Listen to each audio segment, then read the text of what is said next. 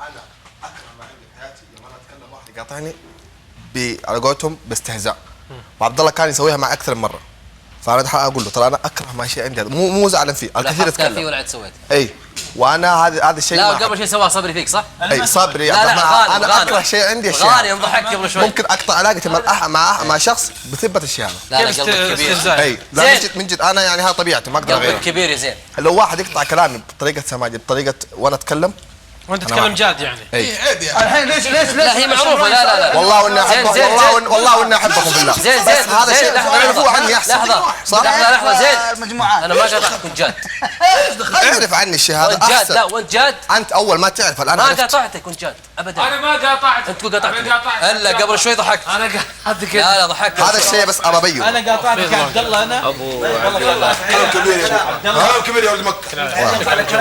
لا والله طيب زين انت اسد زين لا ما فهمت.